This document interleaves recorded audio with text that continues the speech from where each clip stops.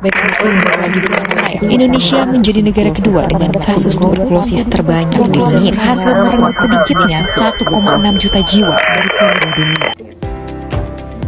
Halo semuanya, selamat datang di video pembelajaran kita pada kali ini. Tahukah kamu, di setiap tahun jutaan orang mengalami penyakit yang satu ini. Apakah itu? Ya, tuberkulosis atau yang biasa kita kenal dengan TBC. TBC sampai sekarang masih menjadi salah satu penyakit mematikan di dunia. Maka dari itu, simak video ini dari awal sampai akhir dengan cermat. TBC atau tuberkulosis adalah penyakit infeksius dan menular yang disebabkan oleh kuman Mycobacterium tuberculosis yang masuk ke saluran pernapasan dan dapat ditularkan melalui droplet, bersin maupun kontak langsung dengan penderita. Kuman TB dikenal juga dengan bakteri tahan asam atau BTA karena basil TB mempunyai sel lipoid. Kuman TB juga sangat rentan terhadap sinar matahari. Maka dari itu, tempat-tempat yang lembab menjadi tempat yang paling disenangi kuman TB untuk berkembang biak. Nah, untuk klasifikasi TBC sendiri, yaitu dibagi menjadi 3 pengelompokan. Untuk pengelompokan pertama, yaitu berdasarkan lokasi dari penyakit TBC. Nah, yang pertama itu TBC paru. TBC paru adalah TBC yang menyerang jaringan paru-paru. Untuk yang kedua itu TBC ekstra paru. Untuk TBC ini menyerang bagian tubuh selain paru-paru. Misalnya, selaput otak, selaput jantung, dan kelenjar getah bening dan tulang. Untuk pengelompokan kedua yaitu pengelompokan berdasarkan riwayat pengobatan sebelumnya. Yang pertama itu pasien baru TBC. Untuk pasien ini yang belum pernah mendapatkan pengobatan TBC sebelumnya atau sudah pernah menelan OAT namun kurang dari 1 bulan. Untuk yang kedua yaitu pasien yang pernah diobati TBC. Pasien yang sebelumnya pernah menelan OAT selama 1 bulan.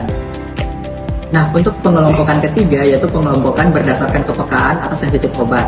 Yang pertama itu TBC sensitif obat atau SO. TBC SO adalah pasien TBC yang masih bisa diobati atau sensitif terhadap OAT TBC SO.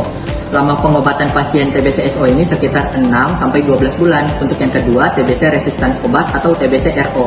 TBC resisten obat ya adalah keadaan di mana bakteri M tuberculosis sudah kebal terhadap OAT TBC SO. Nah, untuk OAT TBC RO ini relatif lebih lama, sekitar 12-20 bulan. Apakah kalian tahu kenapa kuman TB dapat hidup dalam tubuh manusia? Nah, saya akan menjelaskan patofisiologi dari penyakit TB. Penyakit TB awalnya bermula ketika kuman TB masuk dalam tubuh manusia. Ketika kuman TB ini masuk dalam tubuh manusia, maka akan menyebabkan terjadinya proses aktivasi sistem imun yaitu makrofag, di mana makrofag ini berfungsi untuk membunuh dan memfagositosis kuman TB. Tapi, karena struktur dinding sel kuman TB yang tebal dan kompleks, serta kuman TB juga dapat mencegah fungsi fagosom dengan disosom dalam makrofag, sehingga kuman TB tidak dapat dibunuh oleh makrofag dan menyebabkan kuman TB ini hidup serta berkembang biak di dalam makrofag. Selain itu, kuman TB juga menginfeksi makrofag, sehingga makrofag yang sudah terinfeksi oleh kuman TB, akhirnya kuman TB keluar dari makrofag dan menyebabkan makrofag yang lain juga ikut terinfeksi. Hal tersebut menyebabkan terjadinya aktivasi sistem imun lanjutan yaitu sel T, di mana sel T juga berfungsi untuk membunuh kuman TB. Tapi sekali lagi karena kemampuan dari kuman TB yaitu di mana kuman TB ini bisa memicu produksi sitokin imunosupresif yang menekan sel T aktif, sehingga sel T yang aktif untuk membunuh kuman TB tidak efektif. Akibatnya, jika kuman TB tidak diobati, akan tumbuh terus di dalam tubuh manusia dan berkembang biak. Nah, teman-teman, kita juga harus mengetahui apa sih gejala dari tuberkulosis. Gejala dari tuberkulosis yang pertama adalah batuk secara terus-menerus yang dapat menyebabkan batuk berdahak dan batuk berdarah selama rentan 2 minggu, dan juga dapat menyebabkan nafsu makan menurun dan juga dapat mengalami demam ringan namun berlangsung lama, dan juga berkeringat di malam hari walaupun tidak beraktivitas, serta merasakan nyeri dada saat batuk dan bernapas. Dan yang terakhir adalah tubuh mudah merasakan lelah dan lemas. Selanjutnya, untuk membantu mendiagnosis penyakit TB paru, kita perlu melakukan pemeriksaan penunjang. Pemeriksaan penunjang apa saja sih yang perlu dilakukan? Yang pertama, kita perlu melakukan pemeriksaan dahak secara mikroskopik. Dan yang kedua, kita perlu melakukan pemeriksaan foto ronsen dada. Hasilnya bisa ditegakkan apabila ditemukan BTA positif di dalam dahak tersebut. Setidaknya 2 dari 3 spesimen TPS BTA hasilnya positif. Apabila hanya satu spesimen yang positif, maka kita perlu melakukan pemeriksaan lanjut, yaitu foto ronsen dada dan pemeriksaan dahak secara berulang. Kemudian apabila foto ronsen dada mendukung tuberkulosis, maka pasien tersebut didiagnosis tuberkulosis BTA positif. Namun apabila foto ronsen tidak mendukung, maka perlu dilakukan pemeriksaan dahak secara diulang. Dan apabila fasilitas memadai, maka perlu kita lakukan pemeriksaan lanjutan seperti biakan.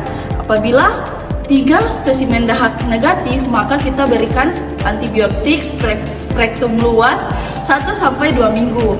Apabila gejala tetap masih ada namun tidak ada perubahan, maka kita lakukan pemeriksaan dahak secara berulang. Berikut beberapa langkah-langkah pencegahan tuberkulosis yang perlu diketahui menurut buku panduan tenaga medis Kementerian Kesehatan tahun 2025. Yang pertama, menggunakan masker di tempat ramai. Pasien tuberkulosis dianjurkan memakai masker medis terutama saat berada di tempat umum untuk mencegah penyebaran bakteri melalui droplet ketika batuk atau bersin. Yang kedua, menutup mulut saat batuk atau bersin. Biasakan untuk menutup mulut dengan siku bagian dalam atau tisu agar bakteri tidak menyebar ke udara. Yang ketiga, ventilasi udara yang baik. Pastikan sirkulasi udara di rumah dan tempat tinggal cukup baik untuk mengurangi akumulasi bakteri di udara. Yang keempat, istirahat dan olahraga. Jaga kondisi tubuh dengan istirahat yang cukup dan rutin berolahraga agar daya tahan tubuh tetap kuat. Yang kelima, makan bergizi. Konsumsi makanan yang bergizi seimbang, terutama yang tinggi kalori dan protein, sangat penting untuk memperkuat daya tahan tubuh. Kemudian pencegahan yang keenam, tidak membuang dahak atau meludah sembarangan. Dan pencegahan yang ketujuh, pemberian terapi pencegahan TBC atau yang biasa disingkat dengan TPT untuk mencegah berkembangnya penyakit TBC menjadi aktif, terutama pada orang-orang yang rentan, seperti kontak serumah dengan pasien TBC, orang-orang yang memiliki sistem kekebalan tubuh yang lemah, atau orang-orang yang sering berinteraksi dengan pasien TBC. Kemudian pencegahan yang terakhir yaitu vaksinasi TBC, seperti vaksin BCG atau vaksin Bacillus Calmette-Guerin pada bayi. Meskipun vaksin ini tidak sepenuhnya melindungi dari infeksi TBC, tetapi vaksin ini dapat mengurangi risiko terjadinya TBC paru berat pada anak-anak. Nah, saat ini vaksin TBC pada dewasa juga sedang dikembangkan. Nah, teman-teman, di sini saya akan menjelaskan apa saja tata laksana farmakologi untuk pasien tuberkulosis. Nah, di sini saya akan menjelaskan untuk obatnya, yaitu lini pertama dan juga lini kedua. Untuk lini pertama di sini teman-teman dapat ingat dengan singkatan HRZSE. Nah, itu obat apa aja sih? H itu adalah isoniazid, yaitu dapat memberikan efek samping yaitu neuropati perifer, gangguan fungsi hati, dan juga dapat menyebabkan kita menjadi kejang. Lalu yang kedua yaitu R, rifamycin. Rifamycin juga memiliki efek samping yaitu gangguan fungsi hati, dapat menyebabkan kita menjadi kencing merah, dapat menyebabkan gangguan pencernaan, dan juga trombositopenia. Lalu selanjutnya ada Z.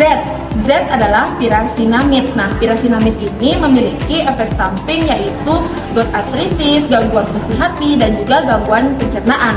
Lalu ada S, streptomycin. Streptomycin ini dapat menyebabkan ototoksik, nefrotoksik, dan juga anafilaksik. Nah, lalu ada E, etambutol. Etambutol dapat menyebabkan seseorang menjadi buta warna. Nah, untuk lini kedua, teman-teman dapat ingat singkatannya dengan KA, fluoroquinolone. Untuk K adalah kanamisin, lalu untuk A adalah amikasin, lalu fluoroquinolone. Nah, teman-teman, untuk farmakologinya bukan hanya sampai di situ saja. Teman-teman juga pasti bingung gimana pembagian kategorinya untuk pasien TB-nya. Nah, di sini saya akan menjelaskan kategorinya ada kategori 1 dan juga kategori 2. Nah, untuk kategori satunya, teman-teman dapat hafal dengan 2HRZE plus 4HR3. Teman-teman pasti bingung nih, itu artinya apa?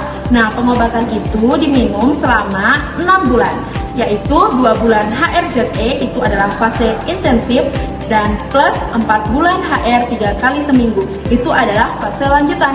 Nah, untuk pengobatan kategori 1 memiliki kriteria pasiennya. Yang pertama yaitu pasien baru TB, di mana teman-teman mendapatkan BCA-nya itu positif. Lalu yang kedua yaitu pasien TB ekstra paru. Lalu yang ketiga pasien TB paru tetapi teman-teman mendapatkan BCA-nya itu negatif. Namun untuk X-ray toraksnya yaitu positif. Nah, untuk kategori 2-nya teman-teman dapat hafal dengan 2 HRZE S plus HRZE plus 5 HR3E3. Teman-teman pasti tambah bingung nih. Nah, untuk pengobatan ini diminum selama 8 bulan. Nah, 2 bulan HRZE S injeksi setiap hari. Nah, itu dikonsumsi setiap hari ya teman-teman. Ditambah 1 bulan HRZE itu lanjutan tanpa injeksi. Lalu ada 5 bulan HR 3 kali seminggu ditambah E 3 kali seminggu. Nah, teman-teman, untuk kriteria pada kategori 2 ini yaitu pasien kambuh, lalu pasien gagal pengobatan pada kategori 1 yang sudah saya jelaskan, lalu untuk pasien yang diobati namun dia meminum obat itu secara terputus-terputus. Nah, jadi itulah untuk tata laksana farmakologi pada pasien TB. Nah, teman-teman, jadi di sini teman-teman nggak boleh minum obatnya secara terputus-terputus agar bisa cepat sembuh dari penyakit tuberkulosis ya. Nah, itulah video tentang tuberkulosis. Semoga bermanfaat dan dapat dijadikan pelajaran untuk teman-teman ya.